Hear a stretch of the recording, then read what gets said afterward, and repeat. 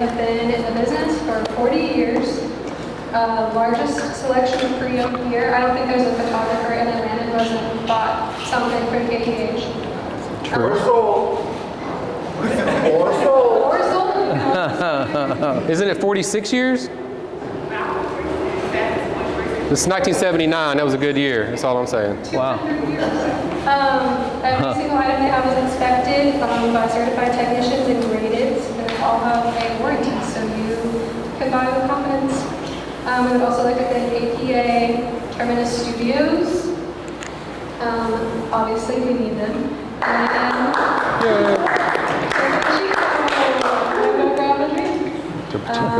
but yeah, thanks to everyone who helps make this possible. And without further ado. Oh, and this is Jen Finch, by the way. Jen. Hey, Jen. So welcome, everybody. I do want to thank Julian and Jen, who helped get this thing back started this year. You know, we had a hiatus for a couple of years, and they came to me and were like, if we do all the hard work, can you talk? And I was like, yes, that'll be great. And I have to mention Ray Jones, who's not here tonight. He's in Africa for Habitat for Humanity on a gig, so much more important than here. But Ray and I started this thing back in 2016. Has anybody here never been to a photo night? Oh, okay, all right, good. Welcome, thank you for coming. So this is just an artist talk. We talk about the creative process, what inspires you to create work. We try to stay away from the X's and O's, the shutter speeds and apertures and all that, you know, camera club stuff. But we're interested in that if it's important. But we just want to talk about the art, what makes it, how do you make it, you know, what inspires you, all that stuff. And we started in 2016, so we're coming up on 10 years. And it's good to see some familiar faces here tonight. And yeah, I'm ready to get started. So Chris, Aluka, this is your second time being here. What year did you come the first time? I was trying to remember that. Matthew, do you remember what year that was? Was it 17 maybe? Anything further back than yesterday. Is there, yeah. 16 or 17. Yeah, I started the project in 16. I think it must have been 17, maybe 18. So it's the second time here, and now you've got a book. Oh, I did want to say before we get going here, to follow us here, we all know that. And thank you, Aperture Rent. Sorry, I was supposed to be forwarding these as she was talking about it, but I was spaced out thinking about this book. So yeah, man, welcome back. Thank you for being here. Really appreciate it. This is really cool because I've seen you from the beginning when this was just, I've known you since I met you at a Trump rally, 2016? Yeah, I think we met at a Trump rally in Macon in 15. Oh, it's 15. When we just thought, look at the joke. You know. Yeah, so we met there, and you know, I've known you since then. We've become really good friends, and it's just really cool because I've seen you since the beginning when this was just an idea, and all the ups and downs and everything in between. And so, yeah, just really excited to have you. So tell us a little bit about how you got started in this. You know, what is Affrilachia? You know, just give us a little description of this project for us. Well, thank you everyone for coming out. It is so nice to see so many faces. I've done a few talks since the book came out, and sometimes there'll be like 2 people in the audience, you know. This project started, I moved to Atlanta in 13. I had been a photojournalist at a newspaper for a long time. I moved here. I thought I was going to make my living as a photojournalist, and I was working for all the big, you know, newspapers and some of the wire services and whatnot. But I wasn't making really enough money, and I was married at the time. And then I fell into doing a bunch of corporate work where I was making really good money, but I wasn't doing anything that mattered to me. And I got to this point where I just really felt like I was drying up inside. Because I didn't become a photographer to do this kind of work, but that's all I could find to make money. And my wife knew a woman when she was in college, a black woman from North Georgia.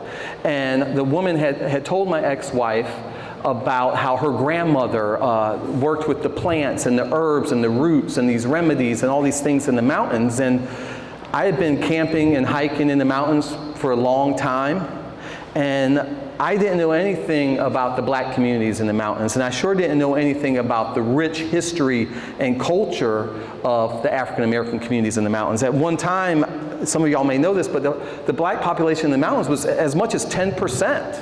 And now it's less than 3%, and in many places it's completely disappeared. So I started kind of researching, and when I would be on assignment for different publications, I found myself in the mountains. I just started asking around, trying to find where these communities were. And through some weird events, I found this woman, and she told me about the word Affrilachia. And do any of y'all know the history of that word? It's really a cool story. There's this gentleman by the name of Frank X. Walker. He was the first black poet laureate in Kentucky. And him and some other poets were getting together on the University of Kentucky's campus writing poetry. And he looked up the word Appalachia, and Appalachia referred to the Scottish-Irish immigrants. And Frank looked at himself and looked at his friends, and he said, we're not Irish, we're not Scottish, but our people have been here for hundreds of years. What about us? And he invented this word, Affrilachia, and now it's in the dictionary. So when I came across that word, I just thought it was just such a beautiful word. And I met this woman named Marie Cochran, and she gave me talk to this preacher at this church in Cullowhee, North Carolina, Western North Carolina. And the preacher told me I could come in and photograph. Well, I showed up at the service, and there was just one lady at the Bible study. And I was like, you know, where are the rest of the people? And they were like, yeah, the church is really struggling. And sadly, that church doesn't exist anymore, or no one attends there. But everyone told me you have to meet Miss May Louise Allen. She's the matriarch. And I'm waiting, and then this woman, I see her pull up with the pastor, and she's getting out of the car, and I run around to the back to try and get a photo, and then this is what I see. And it's one of those things that happen so fast. And as a photographer, I've gone back and I looked at this photo, and I really hate the fact that I cut her feet off like I did. But it's one of those moments that just happen so fast. And Miss May Louise comes in, and her sister, the one woman that was at the Bible study, greets her. And the only time that these ladies saw each other was at church. And have y'all ever met an elder that just kind of treats you like a grandchild, like just right off the bat? And that's how Miss May Louise was. And I asked her if I was living in Atlanta, obviously, and I asked her if I could come back in a month. And was this your first trip up there? It was my very first trip up there. So you made that picture the very first day? Yeah. Okay. Yeah, I took a picture of the empty lot, a picture of the Bible study, and then her coming in. And then, her sister gave her this kiss, and she told me I could come back and spend time with her. And she still lived on her family's land, and her family had owned an entire mountainside, and I was so excited. And then I got a call 3 weeks later that Miss May Louise had passed away. And that really, really hit me hard, because I'd been trying to find these communities, and then I finally was introduced to one. And then I found out that the matriarch was gone. So what I started doing is every time I came to the mountains, I would start at the church first. Because y'all know with documentary photography, storytelling photography, like building trust is so important and it's so hard. And there's only one photo in the book that's posed. And it's very obvious that's posed. Everything else are just moments. And so I started spending time with the elders. And I met this gentleman, Deacon Mance in North Georgia. And by the time I made this photo, I had met with some different people, Barbara Griffin and Greg Harris at the High, and some other people that were editors and people who were looking at your work. They were trying to help me out, and they were trying to tell me, Chris, you need to make more portraits. You need to have more portraits in this project. And I really struggled with that because I really don't like doing portraiture. And this was like a project I was doing on my own dime. But I know enough to know what I don't know, and I knew these people know better than I do. So I was trying to make some portraits. But you weren't trying to make a book at the beginning. You were just starting to document this, right? The book was something, maybe an idea, but it wasn't like. No, yeah, it was just something to feed my soul. Yeah. I just needed something that I felt like. I became a photographer because I wanted to tell stories and not tell stories for millionaires and all these corporations around here. That wasn't my thing. Well, not to cut you off, because I know you were talking about this, but I remember you going up there and like staying on people's couches, like sleeping in your car or like in a tent or something, right? Like not, in a chair. Yeah, I had a chair. I got one of the zero gravity chairs. And it's really comfortable. You just like stay as So I'll just ask people, can I put my chair like in your yard? Or can I put my chair in your bedroom? Because I was, like I said, I was married at the time, and my ex-wife used to give me a hard time because I wasn't making any money when I would go up there. And so I might sleep in my car. A lot of times I would take like crackers and sardines and oatmeal. I was really trying not to spend any money. I really didn't have much money. And so yeah, And there were times you would go up there and not even take pictures. Yeah, there were a lot of times I'd be driving home and ask myself, like, what the am I doing, you know? And, because, yeah, you come home and you don't have any photos. But then y'all know how it is. Sometimes the stars align, and I was looking through some of these photos, and it's like, damn, I made 3 photos that one day. And that one day I made 3 photos that I was really happy with. And then there were other times that you go for a whole weekend and not come back with anything. So how many times, like a year, if you will, you know, I know there's probably hot spots that you went a lot, but like, you know, you go every few months or what, because you live in North Carolina now, but you were living in Tucker. I was in Tucker. Yeah, so you'd go up there every couple of weeks. I would go up there when I could. No, it was never every couple of weeks. It was every couple of months. And then there were some things that happened annually. Like I started photographing this camp meeting that's been going on every year since 1886. So I started, you know, getting in on these things that kind of reoccurred. And you just walk up and be like, hey, I'm Aluka, can I take pictures? And yeah, normally what I'd do is I'd start at the church first. And then if the pastor kind of put his or her stamp on me, then that would help me build trust. But then other times I would hear like, hey, there's a community on the other side of the mountain. So then I would just go over there, and if I could find the church, normally the community was next to the church. So then it's just like feature hunting, you know, just like you would do, you know, just kind of walking around, trying to talk to people. And my whole reason for going to church wasn't to make photos at the church service, although that happened. My whole reason for going to church, or my whole reason going to an MLK breakfast or a Juneteenth event or anything like that, was to find out who would let me like come home with them. Like that's really what I wanted, because you know, intimacy is such a high bar, or intimacy is where you try to live with this type of work. It's like someone letting you into their home. That immediately has an intimate feel to it, right? Because you're in someone's space. well, tell us some more about this picture here, and then the next Yeah, so one. I'm photographing Deacon Mance. I'm trying to make some portraits, and there was this nice light coming in, and he had these really amazing eyes. And y'all know how things just happen so fast. It's funny when you look at a photo and someone can just think, oh, that was just happening, like that person was there. Well, as I was photographing him, Deacon Mance pulled up his handkerchief, I mean like so fast, like this, like that. And I didn't even know if the photo was in focus or anything. And he kind of like came down, he was joking with me. He's like, all right, you've taken enough pictures, now it's my turn to take your picture. And Deacon Mance was 103 years old, still living alone. He's this beautiful man. And I have these really nice portraits of him, but they didn't make it in the book. This photo is the photo that I wanted to be on the cover of the book. Those of y'all that have seen the book around, it's a more traditional photo. This is a photo I wanted to be on the cover.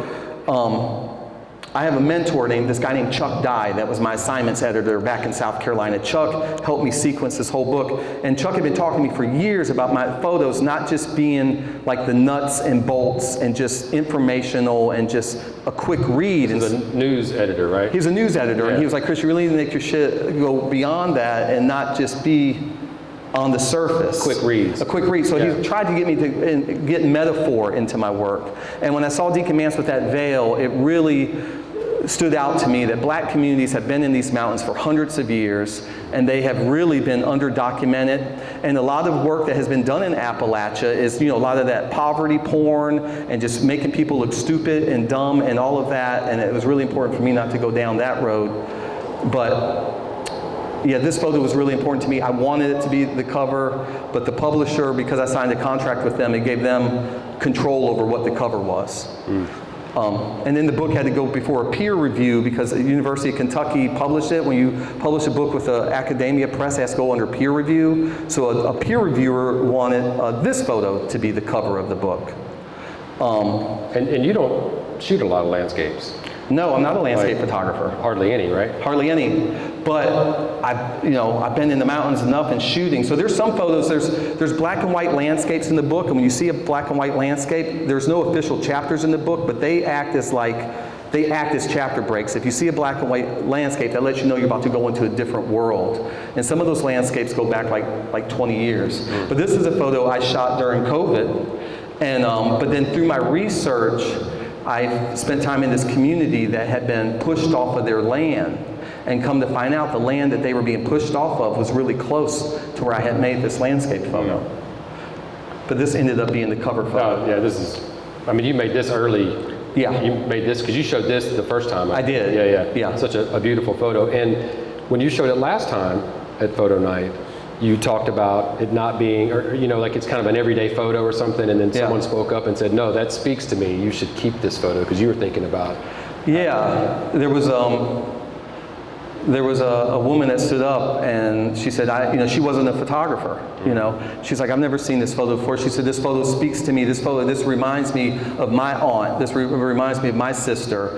And then I really want this work to be part of the collection at the African American Smithsonian. And when I found out that this woman from the Smithsonian was going to be at this certain meeting, I showed up at this meeting with like a box of prints. And I pulled her over to the side and I said, hey, I'm doing this project. Can I show you these prints?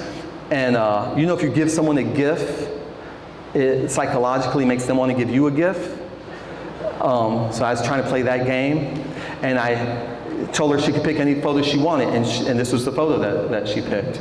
Yeah. I do want to ask you, like when you're going to people's homes, you're going to these events, church, whatever. You don't. I'm sure you're not carrying a lot of gear, right? You're trying to be as minimalist as possible. Mm-hmm. Do you struggle with like when? I'm sure you do. So talk, about when you can and shouldn't take photos, right? So I mean, you've been they've invited you to funerals, right? All kinds of stuff. Yeah. I mean, is that something you struggle with, like pulling the camera to your face and like when's appropriate to shoot, when's not, pushing that boundary? Yeah, that's why I really love building trust with people. Like, I'm not a street photographer, you know what I'm saying? Even if I see somebody in the street, I want to go introduce myself to them so I can get close to them, even though that might kill that initial moment. But that's the beautiful thing about spending time with people and coming back. Because, Eugene Richards had a real influence on my work, and Eugene Richards was known for being so close that he could touch you, and he shot with like a wide. He shot with like a 21 a lot, I think. And I don't personally like to shoot that wide because I don't like all the distortion, but getting really close to people. But you're constantly paying attention to body language. You're constantly paying attention to tone, because all photography is body language, right? You look at a photo and you read it. Are they happy? Are they sad? Are they this? Are they that? You've got the light and everything else. But like this photo, like the body language, what does it say? How does it make you feel? So if I can tell that someone doesn't want their photo made, see, the thing is, when you're working for a newspaper and there's there's a triple homicide or something, or whatever it is, or there's a drowning or whatever, someone's in jail that didn't want to go to jail, you've got to make those photos. Your editor doesn't care about empathy. They want that photo. I mean, most do, but I know what you mean. Well, they might, but we'll take up for editors for a minute. I mean, a good editor is going to pay attention to that, but I've been in a lot of situations where a lot of photojournalism is photograph people we've all on the worst day of their life or the best day of their life. And most people don't want that picture when they just found out that their son was killed going across the world. Yet, so many of the first place awards that are in contests are those types of photos. And when I'm working on my personal project, that allows me, and I'm not trying to be stupid, but to really practice the golden rule. Treat someone the way you want to be treated. And so there's plenty of photos that I'll see, and I think that would be a good photo, but that's not the photo I want to make. Yeah.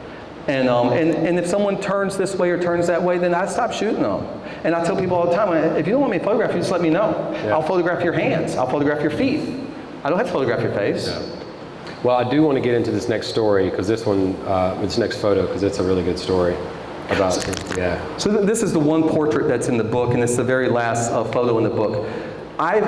Is it the only black and white? Oh, there's several black and whites. The landscapes are black and white, but this is the only photo of the person that's black and white, yeah.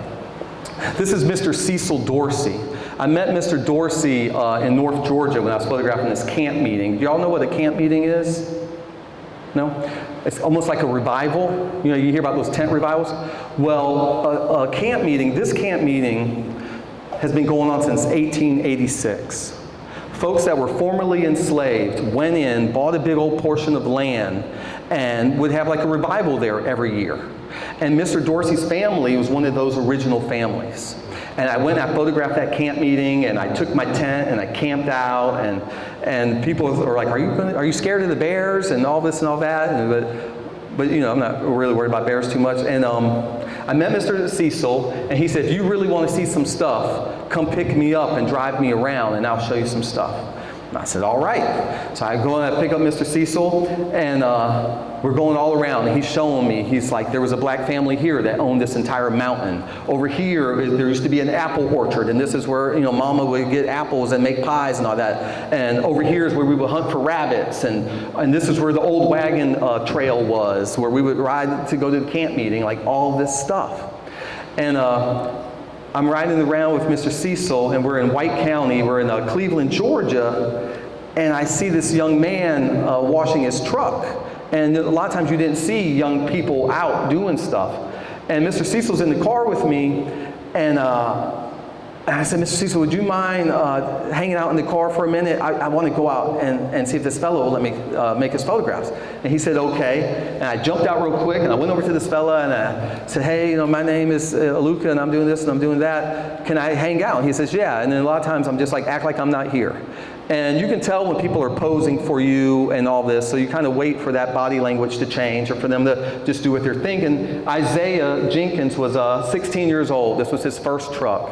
And it wasn't that great of a truck, but he was taking real pride in washing it. So I photographed Isaiah. And then a year later, I was in North Carolina, and this isn't that great of a photograph. I really don't like the way that lamp is growing out of his head and things like that. But this man was a really nice man who was at a funeral. He invited me to sit down with him. He was like, hey, young man, have a seat. And I spoke to him. His name was Reverend Jenkins. And he invited me to come spend time with his family in Salty Nakuchi, which is deeper in the mountains. And I never got a chance to photograph Mr. Jenkins, Reverend Jenkins, before he passed away. But this was Isaiah's grandfather. I met Isaiah in North Georgia. I met his grandfather over the mountain.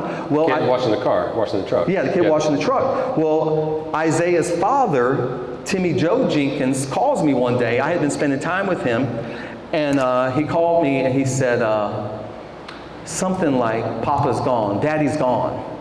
He said, will you come photograph the funeral? And I've photographed a lot of funerals in my life, a lot of soldiers' funerals and all those different things. But with this project, I wasn't so interested in like the peak action per se. I mean, I shot those things, but I was really interested in like the moments that happened before those moments. And I said, well, what are you doing before the funeral? And he said, well, I'm just gonna be with Mama, and we're gonna go there together. And I said, well, can I come spend that time with y'all? And he said, yes. If you look at this photo, so I had that veil idea in my mind. So if you go through the book, there's different photos where I started like shooting through things, not like I was carrying something with me, but like this was shooting through a curtain. And in my mind, that was like a metaphor of that veil. And there's other photos in the book where you can't see people's faces, and that's kind of a similar vibe. But yeah, I photographed TJ, and I just talked to TJ the other day. He's become a real good friend of mine. And this photo really means a lot because of that door. There's no porch there. And this is Reverend Jenkins' house. And to me, this really like symbolized like unfinished business. Like this man died, but never put that deck on there. And then there's little things that you wouldn't know, like TJ is wearing one of his father's hats. And then I go to the funeral and I get, a photo that we're kind of used to seeing. But this is the young man Isaiah that was washing his truck with his grandfather who was at that funeral in the coffin. And it was like this full circle kind of thing. Well, then later, a few months later, TJ tells me, we're talking back and forth. He's like, yeah, this coming weekend or whatever, I'm going to be cleaning out Daddy's shop, because his dad was, Reverend Jenkins was a mechanic, bus driver, a pastor, all these things. So I went up there and I spent the day with him. And a lot of times I'll think about this type of photography of like riding a wave. Like you can put yourself in a box. Like I tried not to have an idea of the photos I was going to get, because then you put yourself in a box and then you miss these other things because you're looking for this one thing. When I was over there photographing TJ, it was a real emotional day for him. And this little fella comes over, Eston Contrell, lives down the street. He comes over and asks TJ if he can borrow a helmet, right? So I'm taking these little photos of this kid, and the next thing you know, Eston and his brother take off running down the street. And now here I am in the middle of photographing TJ, like this real heavy thing, cleaning out his father's mechanic shop. But I was like, man, I got to follow this little kid, you know? So then I'm running down the road with this kid, and I'm trying to keep up with him, but I can't keep up with him. And then I go all the way down there, I meet his parents, tell them what I'm doing, I turn back, and TJ is, you know, burning all of the old paperwork that his father had. And this photo kind of made the cut also because it kind of reminds me of that veil type vibe. I wanted to ask you, because there's a lot of photos where people's faces are obscured, or they're like, their backs are to you. And, you know, did that kind of just happen? Was that like intentional, or did you just kind of, a lot of times you're shooting a project and like things just kind of bubble up to the top, like you just do the same things over and over. So talk a little bit about how that came to be. You know, it's something that just kind of started happening, and then I had a lot of people that would tell me, they were like, man, you should have been here 50 years ago. At one time, there was a thriving black community here. There were grocery stores here, and there were all these things going on. And it's like, you know, we don't have time machines. I can't go back, and I'm not a conceptual photographer, so I'm not going to try and set something up and make it look like it's from the past. So then I started kind of thinking about photographing people without seeing their faces, that they kind of become like an archetype, like they represent those people that I can never photograph. So I kind of had this veil thing that I would kind of look for, and then sometimes it just worked, yeah, when you couldn't see the person's face, because then it's not about that person, it's about what that person like represents or symbolizes. Yeah, because you're shooting in a totally different style than you'd been trained, like as a photojournalist, so you're thinking in a totally different way. Was that like hard to think about it, like, I mean, obviously it came natural, but like, you know, as art and not as, you know, documentary photography, because there's a little bit of both here, you know. It is, yeah, well thanks, man, I appreciate that. Yeah, it's, that fella Chuck I told you about, that I worked at the newspaper, he'd been talking to me about trying to have metaphor and symbolism in my work for like 10 years, and it just never clicked in my mind. But I worked on this project for 8 years, you know what I'm saying? And I had a lot of time to think about it. And when I would drive back from the mountains, I would record myself. And I would just be talking to myself and the things that were going on in my head. And like, yeah, how can I make this project have substance to it? So it just kind of started to happen. But then when we got to the editing table, you know, we spread out all these tables. And it was like, all right, man, you can only have so many photos or you can't see people's faces, you know what I'm saying? Do you have any idea how many photos you've taken for this? I don't know. It's more than I should have. Just curious, yeah. I shoot too much. Yeah. That's the problem with digital. Yeah. I shoot too much. Thousands and thousands. I mean, obviously. I was Yeah, just curious. it's crazy. Yeah. There's like 112 photos in the book of mine. Yeah. Yeah, it's crazy. And this next photo is the same gentleman? And then that was that night. Yeah. And that was at the end of the night. Yeah. Yeah. Yeah, with TJ. And you know, you'd be up there for days at a time sometimes it'd just be like a day or two. Yep. Yeah, yeah. It was all over the place. If I didn't have any work going on, y'all know how it is being a freelancer. Sometimes you've got time on your hands. Was the editing process difficult? I mean, obviously, I kind of know that, so. Yeah. I've paid people to edit my work, to try and help me, but when it came time to work on this book, I didn't have money to be paying anybody. And so my buddy Chuck came up, but the problem with Chuck is that he's a madman, and he doesn't like to start working until like 2 in the morning. And he likes to smoke so much weed. And I'm like ready to get to work at 10 o'clock in the morning, like, yo, Chuck, let's do this, man. And Chuck wants to play drums and do all this stuff. But Chuck he worked with me at the newspaper. He's got his bachelor's in photojournalism, and he knows so much about photojournalism, but then he's got his MFA in fine art. So Chuck comes from this place where I've never really had a personal friend that has all of this art in his mind and storytelling in his mind. So we just printed everything as 4x6s, and then there's poems in the book. I hired a poet to do poetry in the book, and I hired a historian to write essays in the book. And then all the elders I spent time with, I did videos of them, and I interviewed them, and then I transcribed all of that. And then I found which of those stories, because I really want people to look at this book to feel like they're in the mountains, to have a glimpse of the black experience in the mountains. So we just laid it out. So there's be a piece of paper that said, you know, poem with the title or this, and then we just moved it this way. We spent 3 nights from like 2 in the morning till, 7 in the morning and laying it all out. And that edit pretty much was the edit that I gave to the publisher. And although the publisher gave me a hard time about the cover and the title, they didn't give me a hard time about the sequencing. And I'll say this, if y'all look at the book, Chuck was like, yo man, let's put the guitar solo at the beginning. Like we were trying to think about the sequencing like a song, because you know, you've heard this before, like you want to have a rhythm to it, you don't want it to be the same thing. And he was like, man, let's put the guitar solo at the beginning of the book. The baddest photos. Yeah, so we tried to like introduce the characters, the best photos, or the photos that we thought. And so there's like 12, 15 photos before you even get to the introduction of the book. Well, tell us about this next series of photos.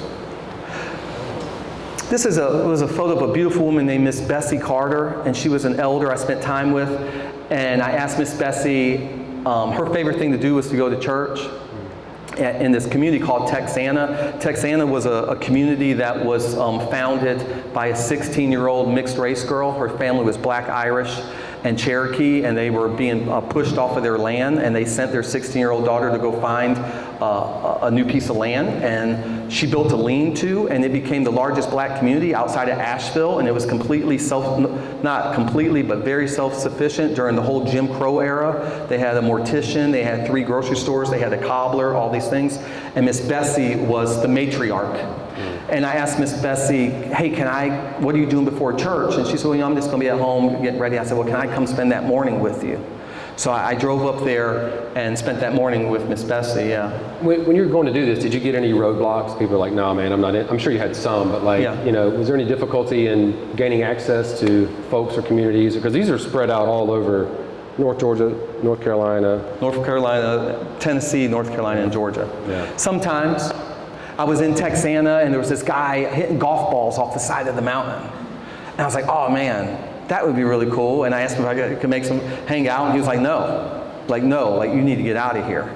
So sometimes people were like, no, you need to get out of here. But it was cool because I wasn't like I was on assignment. You know, it was my thing, and I'm not trying to make your photo if you don't want to have your photo made.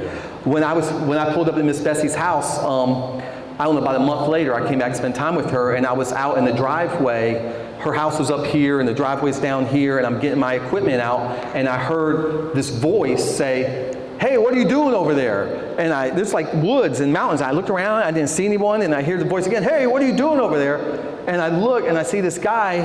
There was a log cabin, hanging his head out the window of this log cabin, and it was this gentleman, and it was Mark Pickens. This is Mark Pickens. This is Miss Bessie's grandson. And I said, hey, you know, I'm a photographer. I'm here to spend time with Miss Bessie. And he came over, walked across the street, and he said that they'd have a big problem with people selling crystal meth in the area. So he was keeping an eye on his grandmother's place.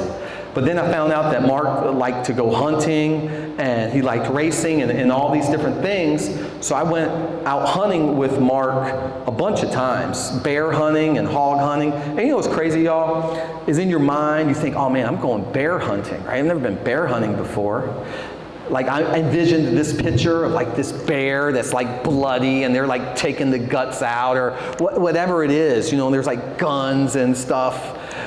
Man, he never got a bear. It never happened. I rode around in that truck with him for so long, I fell asleep in the truck. Mark was one of those people that So you're hunting bear from the truck? Yeah. But then he pulled up in front of this church. He was waiting on these other guys that were running dogs. And whenever Mark went hunting, it was just him and a bunch of white dudes. It was him and a bunch of white dudes. And but Mark loved his dog so much, he didn't care about killing the animals. He told me, he said, Chris, my dogs would tree the bear. Someone else could kill the bear. He said, I just care about working with my dogs. Yeah. We'll talk a little bit about this photo, like the layering, because you do such a good job with layering. Is that something that you thought, I mean, obviously you thought about it, but like, was it part of your process and like trying to layer a lot of elements together in your work for this? So I'm a self-taught photographer, and I've had some good people really help me along the way. But I remember reading a long time ago that the biggest difference between a professional photographer and an amateur photographer is that a professional photographer pays attention to their backgrounds. So a lot of times, you try and work backwards. Like I knew Mark is my subject. But no, when he pulled off the side of the road, he was working on his truck. He was waiting for these guys to call him because they were running dogs. He was waiting to get the call to see if they had gotten the track of an animal. So as soon as I saw that church, I knew like that's the background. Like I know that's the background, you know, like there it is. Because what does that symbolize, right? It symbolizes faith and all kinds of other things that you can read into that. And then for the longest time I wasn't happy with this photo because I missed it by like a fraction of a second from what I was seeing. Because what I was seeing was him, you see how his nose is barely, like he's barely framed in the church? That like, I wanted him to be back just a little bit, and for the longest time, yeah, that way, just like a hair. But then I was showing it to Chuck, because I had these other pictures, and he was like, no, Chris, it works, man. Like, it's perfect. It works. And, but I love, you know, the tension. You know, the dogs are looking this way, and he's looking that way, because that's a big question, right? Whenever you look at a photograph, where does your eye go? Where does your eye go, and then how does that make you feel? And trying to play off of that, if you want the photo to feel good or harmonious, or if you want it to have tension to it. And then this photo, to me, kind of symbolizes Mark. Out of all the places I went to, I met four folks that still liked to hunt across 3 states that I went to. So for me, this picture was like Mark, like waving to his ancestors, like all of his ancestors that hunted before him. Because in that community in Texana, Mark is the last hunter there. And that's what's so cool about photography. Like, I'm sure you didn't think that when you took it, right? Right. But maybe you did. No, I didn't. But like, you know, you later on this can have meaning, and the fact that you can include it in this series. That's right. You know, and a lot of photos are like that, right? Like you didn't, like there's a woman behind a tree, and those trees started, it's not in this slideshow, but it started representing ancestors, right? Yeah, exactly. Yeah, so like there's the thought process that you go when you're shooting, and then I feel like there's a whole nother process that happens when you're editing and you're trying to put these things together. Another thing that I did, and you hear about a lot of people doing, another way to build trust is I would go print photos, like go to Walgreens and just print little 4x6s, and when I went back to a community, I would give people pictures. And that was like another thing, like if you give someone a gift, then they'll give you a gift back, and someone letting you into their life is them giving you a gift. Like someone letting you into their space is a gift. And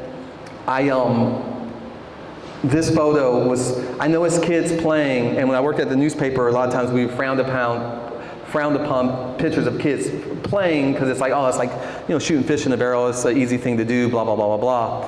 But this is a situation where I went to Texana, and I remember a long time a photographer telling me, hey man, if you don't know what to shoot, just close your eyes and listen, and let the sound take you.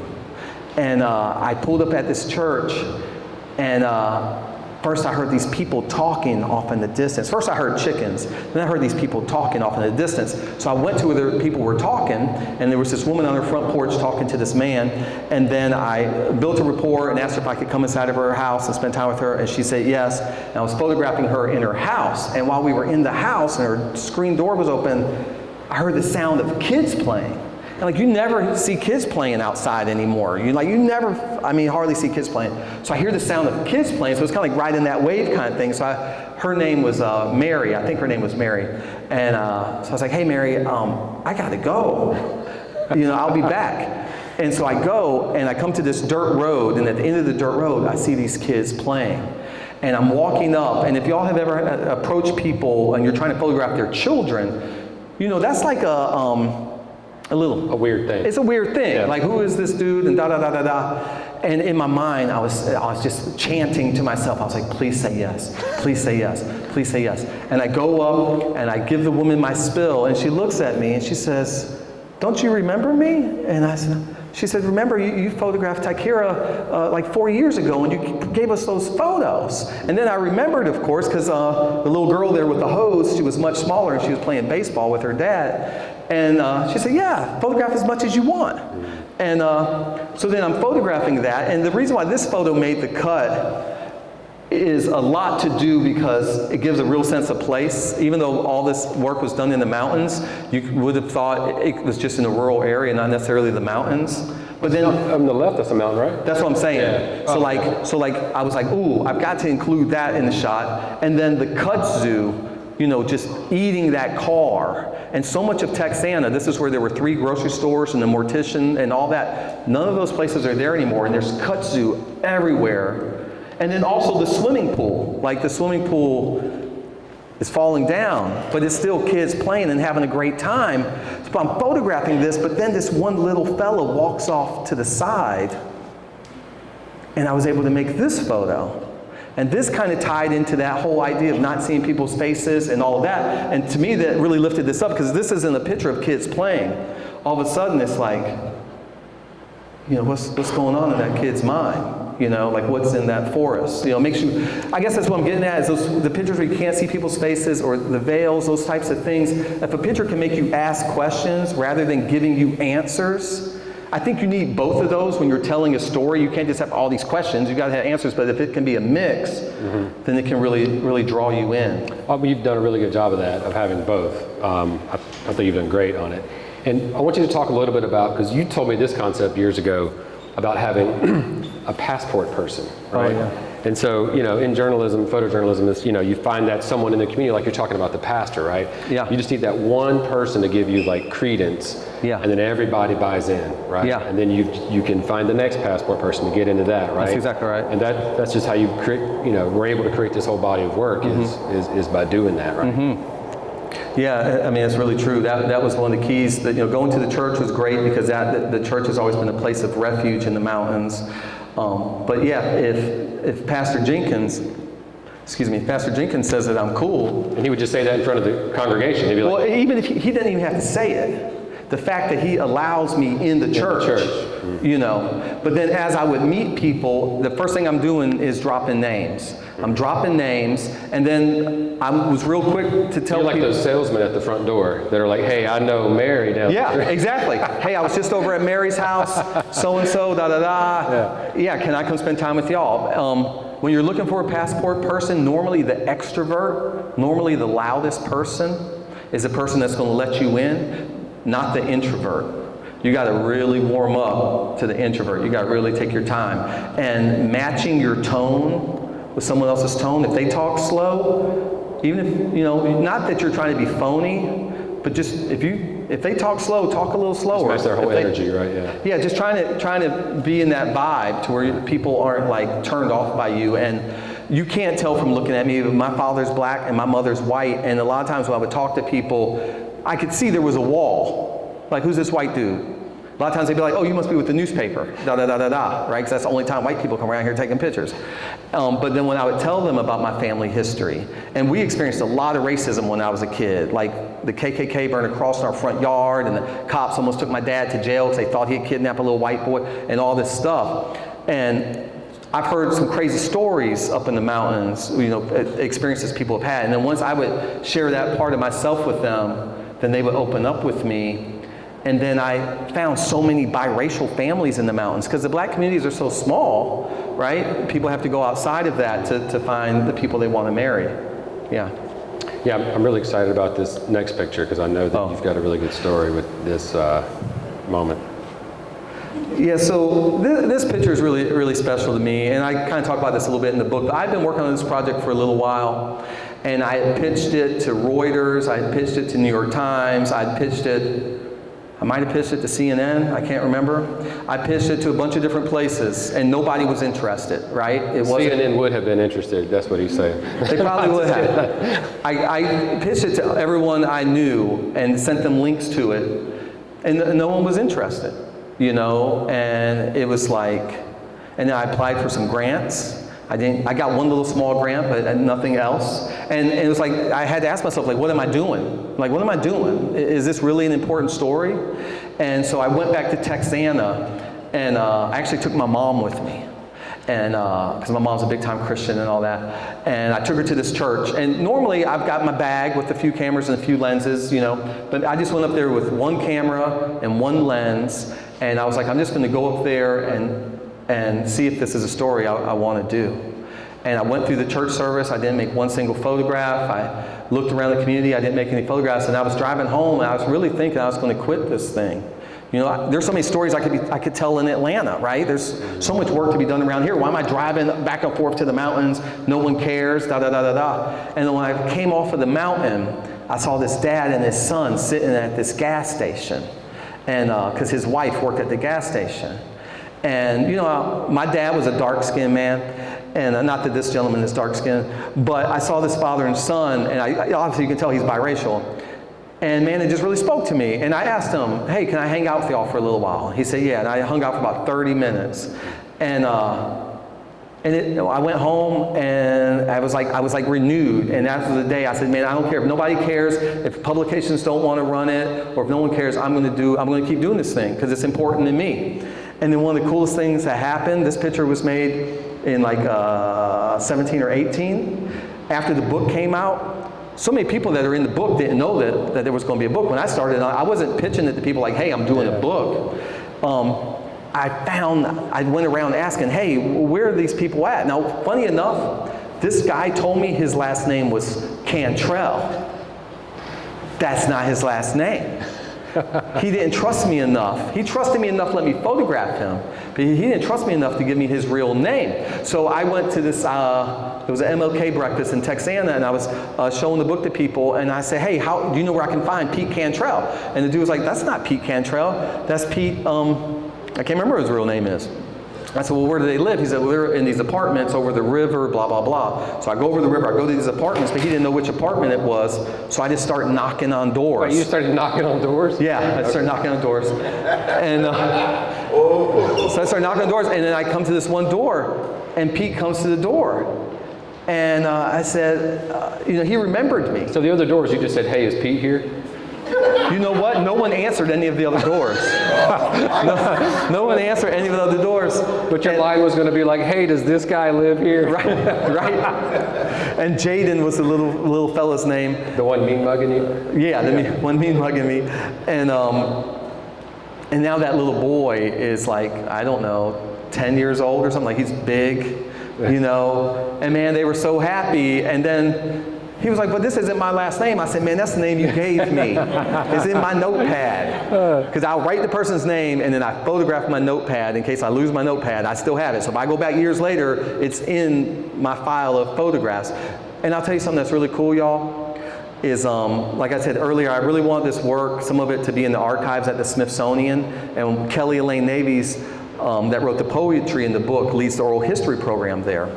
And make a long story short, this is one of the photos that's in the archives at the Smithsonian. And oddly enough, the reason... Cantrell? Yeah, I know, and it's in the archives with the wrong name. I know, I got to take care of that. It'd be like a correction. But the reason why that curator wanted this photo in their collection is because the piece of the American flag there. Like if that wasn't there, that one little detail that you wouldn't even notice was what made him want this photo in their archives. Now this is a little bit off topic. I'm going to stop you here. I didn't mean to, but I know that you mentioned you have some photos of people like having a good time, right? Because so much just felt kind of like heavy, right? You know, like everybody's looking down, and you made some photos of people that were having a great time. You started really thinking about like the representation you were giving people and the mood you were giving the reader from that, you know? Yeah. Was that like a switch you had to like switch on and off while you were doing that, you know, in those moments? Yeah, you know what's interesting, y'all? Like we all know that news and social media and most of that stuff is driven by like negative content. Hey. Yep. There's something about our brains that are attracted to that. Maybe it's our survival or whatever. But when I worked at the newspaper, I had trained myself to wait for the person to drop their head or to wait for that body language that was very downcast. And those are the photos that would go on the front page. Those are the photos that you see all the time, winning awards and everything else, you know. But when I started going through the edit, it was like, it wasn't about the best photos. Of course, my favorite photos did make the cut, but it was really also about, like, these people trusted me to tell their stories, so I really want to show who they are, what their essence is. And some people's essence is peace and love. It's not downcast and all of that. And so I didn't put those photos in this selection.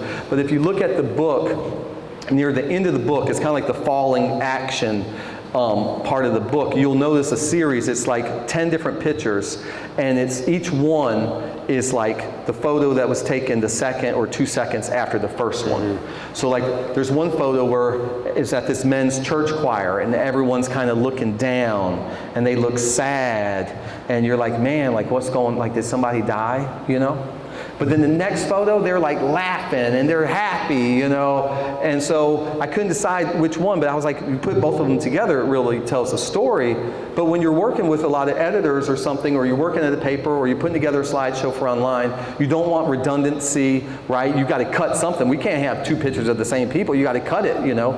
But I said, well, no, I don't have to do anything. This is my thing, you know what I'm saying? So, so there's multiple photos like that. And you know, we're all complex beings, right? None of us are one thing. We're all many, many things. And if any of us were going to tell our personal story, there would be some photos where we were happy and some photos where we were sad and some photos where we were mad and all of those things. So I tried to hit those things. And I know this is the last slide, and I want to ask you one question before we open it up for questions. Is throughout all this, is there anything that you would have done differently? You know, I wish I had gone back earlier when I first met Miss May Louise. The very first lady. I wish I didn't wait.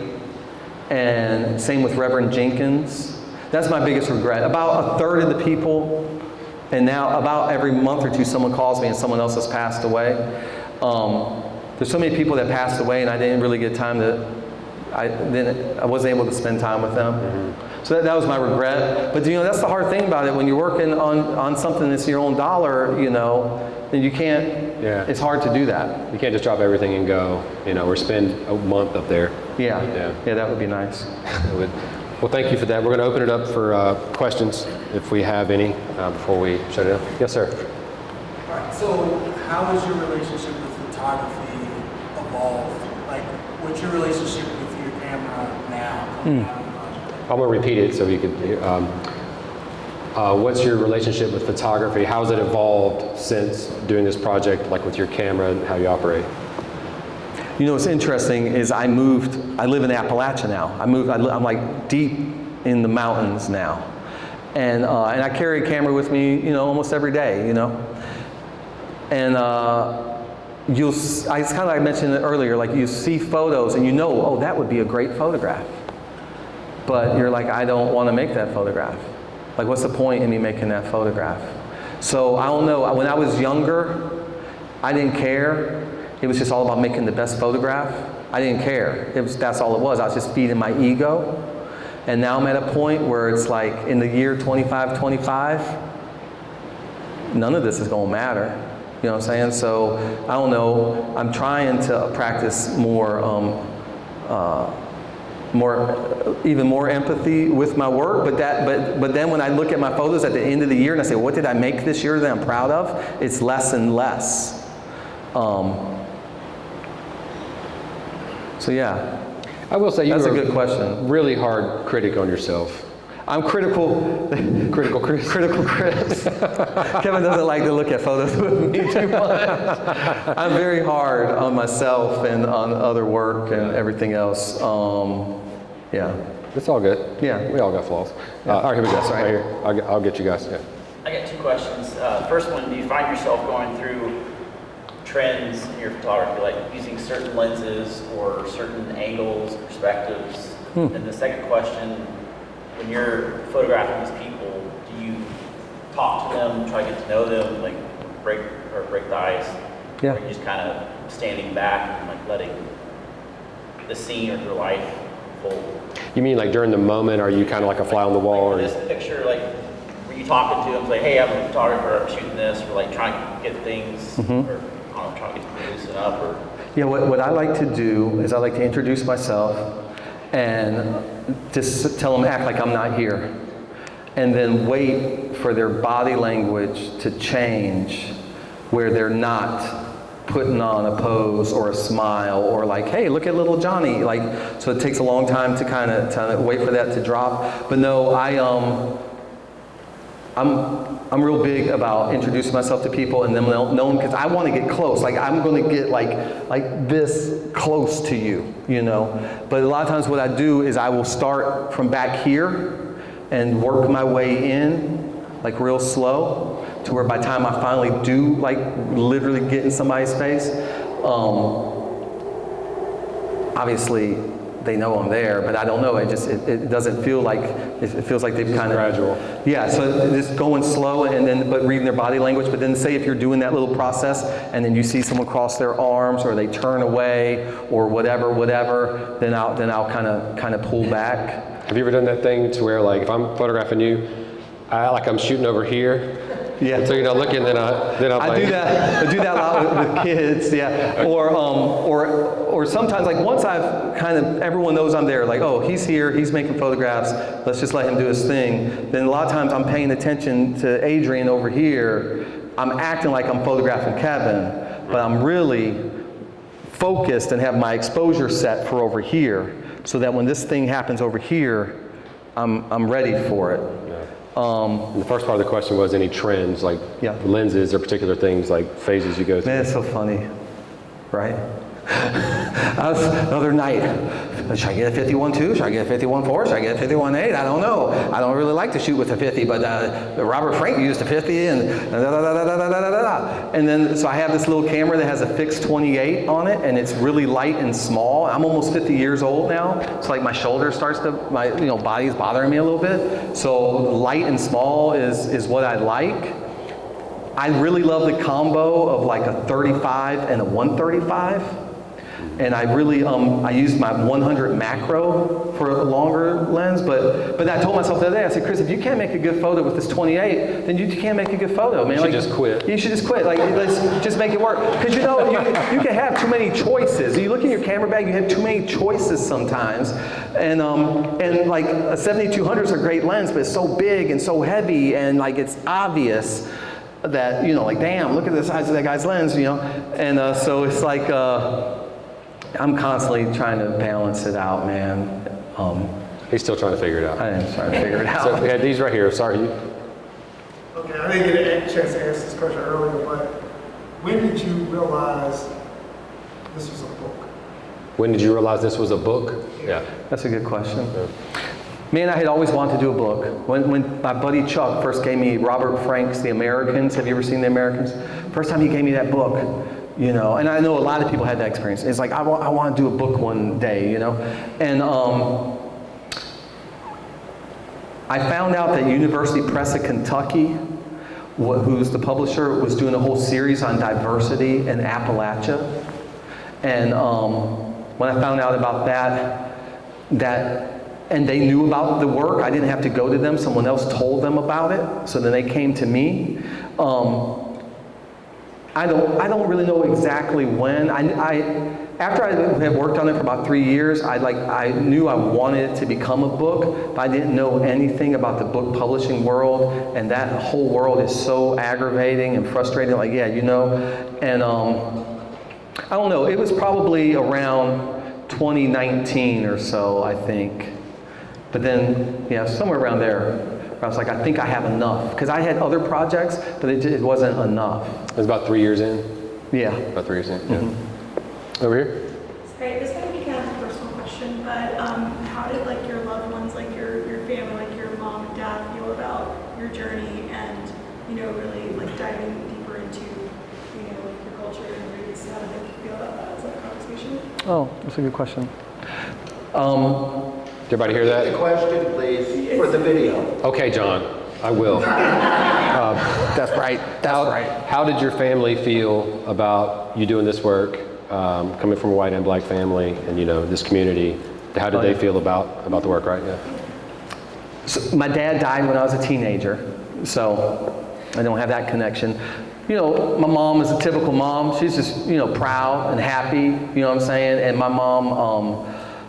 Being a white woman that was married to a black man, most of her friends are black, and so when I took my mom up there to that church one day and introduced her to everybody, she just loved it. She's so happy about it, and she doesn't really get the storytelling aspects of all of the photography and all that, but my brother, who is very pro-black, is super, proud of me and all that good stuff. You know what I mean? And all of my cousins. Everybody knows that representation is important, and everybody knows that there hasn't been enough. especially something that's showing like the positive side, you know what I mean? So it's been really well received, and my ex-wife was really cool about it. And the woman that I'm with now is actually Dr. Serdam that wrote the historical essays in the book. I met her when I was working on the project. And I met her because she was working on a Black History project in the mountains. So that world comes together really well. But it's cool to show it to my nieces, you know? And it's really cool to just show a different side of Black culture. You know what I mean? So yeah, it's been well received.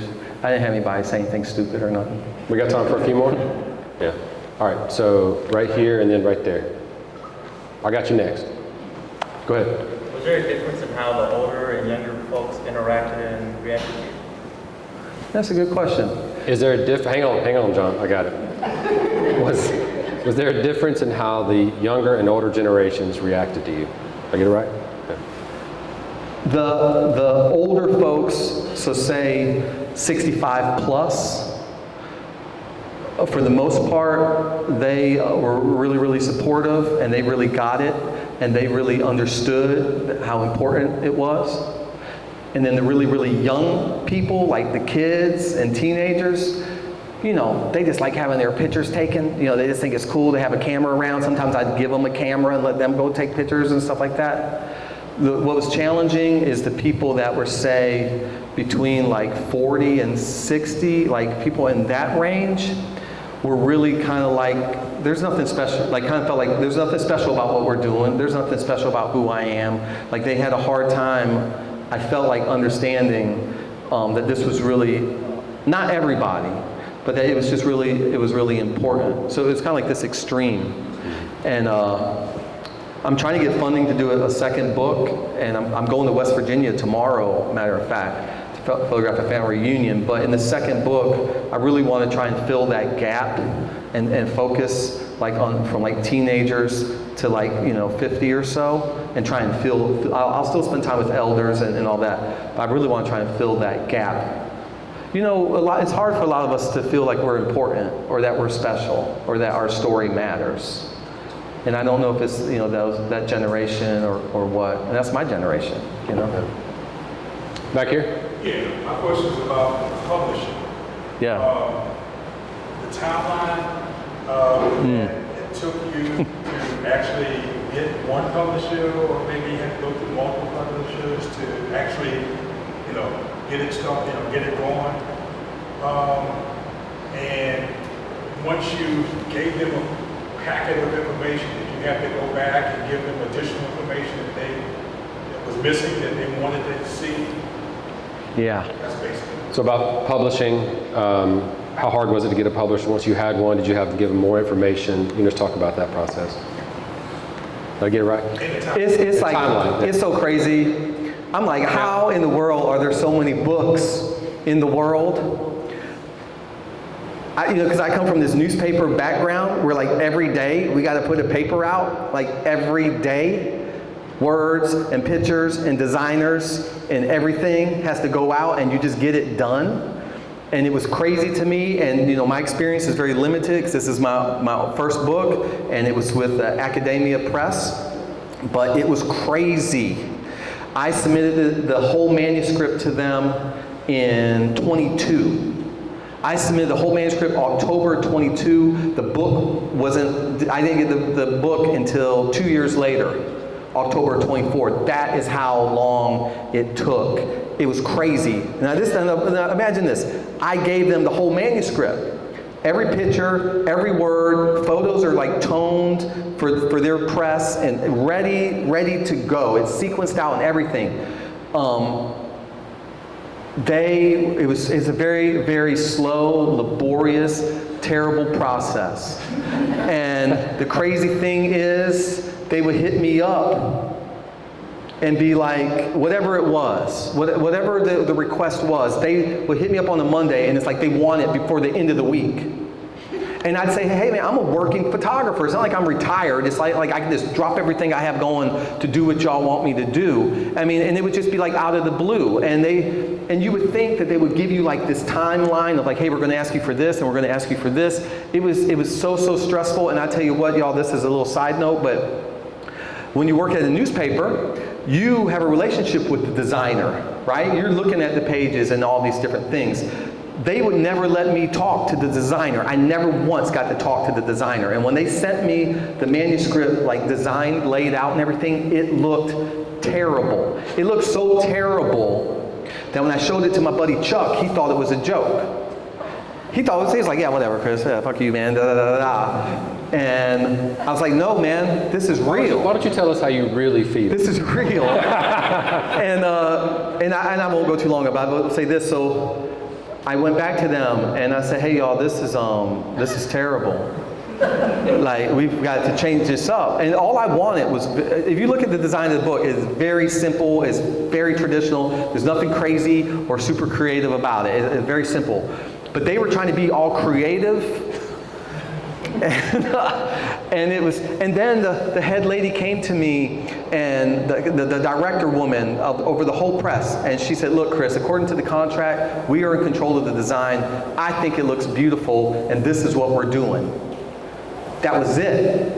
And I called my brother, and Bernard was like, hey man, you want to go to Kentucky? And we were kind of like resorting back to our childhood ways. And I was like, no man, we can't do that. And I cried. You ever get so mad you cry? Man, I got so mad and I cried. This is like my baby. And I went back to the publisher and I said, look, y'all got me. You got me. I signed the contract. I didn't know what I was doing. I felt like when you hear about like a musician that signs a contract with, and I said, but I'm not going to support this book in any way. I said, I'm completely embarrassed and ashamed by it. I said, I will give the book to the people that are in the book out of respect, but I won't do one book talk. I'm not doing one thing. I don't have anything to do with it. And she was pretty much like, okay. And then, this is a long story, but then I was talking to a buddy of mine, and he said, well, who's her boss? And I said, she doesn't have a boss. He said, everybody's got a boss. And I thought about that. And then a week later, they hit me up with some kind of request about something. They needed me for something with publicity or something. And then I thought about it. So I called the president's office of the University of Kentucky.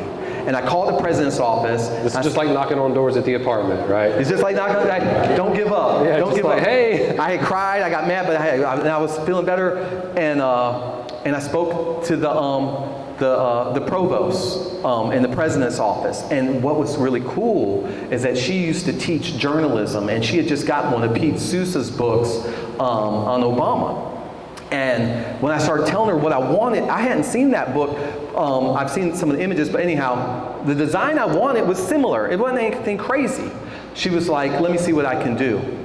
And then that lady, by this time they were ghosting me. No one at the publisher's office would pick up my emails, my phone calls. They were totally ghosting me. And then that lady that had told me, hey, you just got to deal with it, she called me. She says, I understand you spoke to so-and-so. And this is what happened. She called me, and she was like, I understand you spoke to so-and-so. I need to talk to you. And I said, I got to call you back. Because I knew my emotions.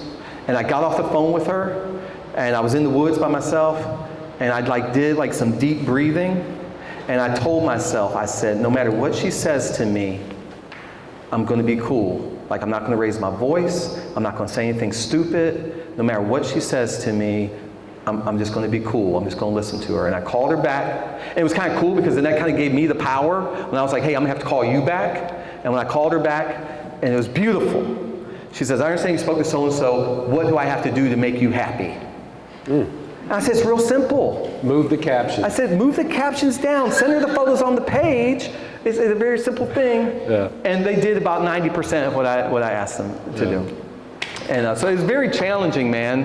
And I can understand why people self-publish and all that stuff, because it's extremely challenging. And I'll tell you another thing. You would think, oh, you've got this book. Like they told me, like they sell it at Barnes & Noble, and they sell it all over the place. And they told me, we're going to do all this, and we're going to do all that and everything.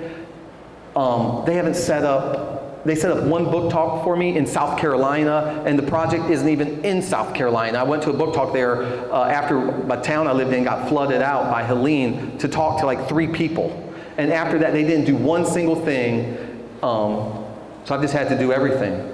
But it's worked out, and I've learned a lot along the way. Having a publisher, the one good thing about having a publisher is they will help you with distribution, because distribution is a huge challenge. So for your second book, you're going to change a few things up on you. Well, I tell you what. So I went to University of Georgia, and I spoke to the person over their press, and I showed him the book, and I said, hey man, I want to do a second book.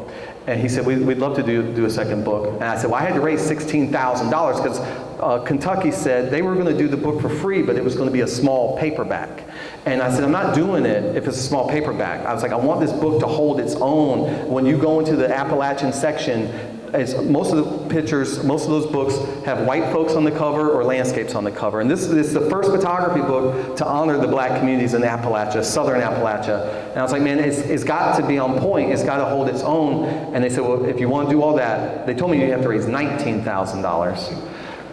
I raised $16,000, and then they were like, oh, you're good. I don't know if they thought I was going to be able to do it or not. I didn't think I was going to be able to do it. You were knocking on doors. I was knocking on doors. Yeah. Man, if someone told me they were going to give some money, they were going to hear from me. I don't tell me you're going to do something. Yeah, I stuck with it. All right, we got time for one more question before we wrap it up. Anybody else? All right, back there. Who's your photography inspiration? Who's your photography besides me? Who's your photography inspiration? I know. You know, early on, man, I really was really influenced by Eugene Richards and Alex Webb, and I really wanted. Are y'all familiar with Eugene Richards? If you're not, most of his stuff is black and white, and it's very intimate, and it's very raw, and it's like in people's homes, and it's pretty heavy too, isn't it? And it's super heavy. Yeah, like it's heavier than where I want to go, but the intimacy of his work. And then Alex Webb's work is all color, and his compositions and his layers. Like you're talking about his layers are crazy. You can take any one of his pictures and divide it into 3 pictures. And I remember thinking, if I could have the intimacy of Richards and the composition and the color of Webb, like that's where I would love to live. But Salgado, you know, who passed away recently, was one of my favorite photographers too. Yeah. Well, man, this has been great. Thank you so much for coming. We really appreciate this. This has been awesome. And yeah, man, thank you. Well, thank you. And thanks for all the good questions, y'all.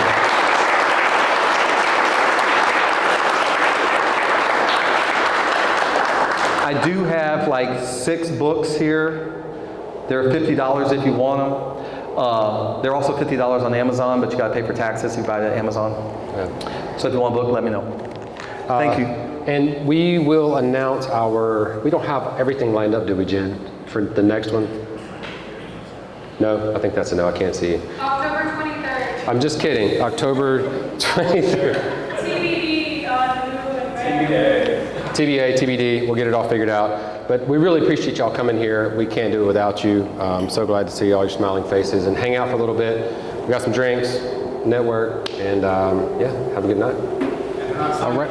I'm sorry? They're not signed on Amazon. They're not signed on Amazon. You can buy one tonight and get it signed. That's right. Yeah, exactly. That's right. Is that still $50 including the signature? No, those are $300.